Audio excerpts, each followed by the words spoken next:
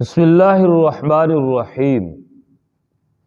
استقامت بھی کیا چیز ہے کہ جب یہ انسان کے اندر پیدا ہو جائے تو انسان کو اپنی جان کی پرواہ بھی نہیں ہوتی۔ وہ نہیں دیکھتا کہ میرے مستقبل کے ساتھ کیا ہوگا۔ استقامت جس کے بارے میں قرآن کریم نے کہا کہ ان الذین قالوا ربنا اللہ ثم استقاموا، کہ جن لوگوں نے یہ اعلان کر دیا کہ ہمارا رب اللہ ہے اور پھر اس پہ ڈٹ گئے، تتنزل علیہم الملائکہ، اللہ کے فرشتے نازل ہوتے ہیں، اللہ تخافوا ولا تحزنوا وابشروا بالجنہ، پھر ہر طرح کے خوف ختم ہو جاتے ہیں، پھر ہر طرح کے غم مٹ جاتے ہیں، کیونکہ انہیں جنت کی خوشخبری دی گئی ہے۔ امام احمد بن حنبل رحمۃ اللہ علیہ بہت بڑے عالم، بہت بڑے فقیہ، بہت بڑے محدث، کون نہیں جانتا ان کو۔ امام احمد بن حنبل رحمۃ اللہ علیہ کے زمانے میں جو بادشاہ تھا اس نے ایک آرڈیننس جاری کیا، ایک قانون بنایا۔ اس نے کہا کہ قرآن کریم یہ مخلوق ہے، یہ اللہ کا کلام نہیں ہے، اور مخلوق کو جیسے بھی استعمال کیا جائے، جس طرح بھی تبدیل کیا جائے، کوئی حرج نہیں۔ مسلمان حکمران تھا لیکن اس نے اپنے آپ کو خدا سمجھ رکھا تھا۔ چنانچہ اس زمانے کے علماء سو سب نے فتویٰ جاری کر دیا کہ قرآن مخلوق ہے۔ عدالتوں سے فیصلے آ گئے کہ قرآن مخلوق ہے۔ وکلاء نے یہ کیس جیت لیا کہ قرآن مخلوق ہے، لیکن ایک آواز عالم ربانی کی تھی اور وہ امام احمد بن حنبل کی تھی، جنہوں نے کہا نہیں، قرآن اللہ کا کلام ہے۔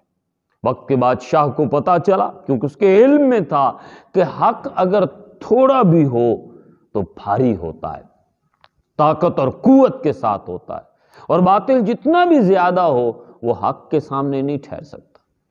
اس نے امام احمد بن حنبل کو اپنے دربار میں بلایا اور کہا، احمد بن حنبل، تم نہیں جانتے بڑے بڑے شیوخ الاحادیث نے، بڑے بڑے شیوخ القرآن نے، بڑے بڑے صاحب علم لوگوں نے یہ فتویٰ دے دیا ہے کہ قرآن مخلوق ہے، تو تم اس بات کو کیوں نہیں مانتے؟ سنیے امام احمد بن حنبل کی استقامت۔ کہنے لگے، بادشاہ سلامت، ان علماء نے، ان ججوں نے، ان وکلاء نے، اس اشرافیہ نے آپ کو جواب دینا ہے۔ میرا معاملہ یہ ہے کہ میں نے اللہ کو جواب دینا ہے، میں نے اللہ کے ہاں حساب دینا ہے۔ حاکم وقت نے لالچ دینے کی کوشش کی، امام احمد بن حنبل نے ٹھکرا دی۔ اس نے کہا، جانتے ہو احمد بن حنبل اس کا نتیجہ کیا نکلے گا؟ کہاں جانتا ہوں، جان چلی جائے گی، لیکن حق بیان کروں گا۔ امام احمد بن حنبل کو جیل میں بند کر دیا گیا، اور روایات میں، تاریخ کی کتابوں میں لکھا ہے کہ امام احمد بن حنبل کو 3 دن تک کوڑے مارے گئے جو 80 کے قریب تھے، اور ایک کوڑا اگر اس زمانے میں ہاتھی کو لگتا تو 3 دن تک ہاتھی درد کی وجہ سے سو نہیں سکتا تھا۔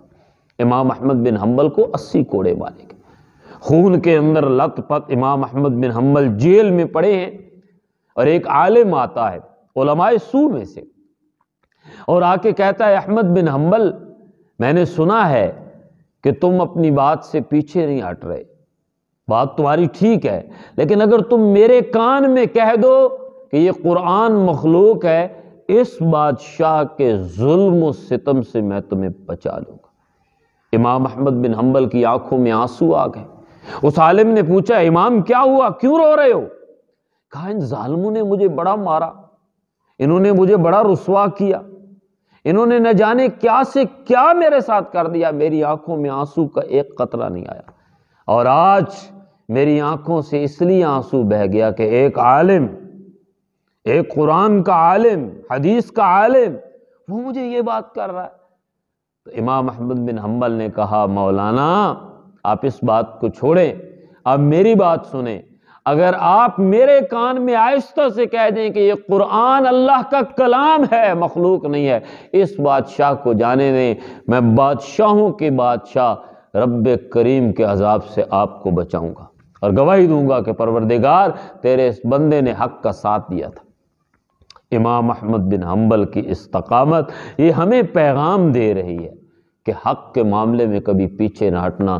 جان جاتی ہے چلی جائے، مال جاتا ہے چلا جائے، شہرت جاتی ہے چلی جائے، عزت جاتی ہے چلی جائے، اولاد کٹتی ہے کٹ جائے، لیکن علماء حق کی ذمہ داری یہ بنتی ہے کہ وہ ہمیشہ حق بیان کریں۔ وآخر دعوانا الحمدللہ رب العالمین۔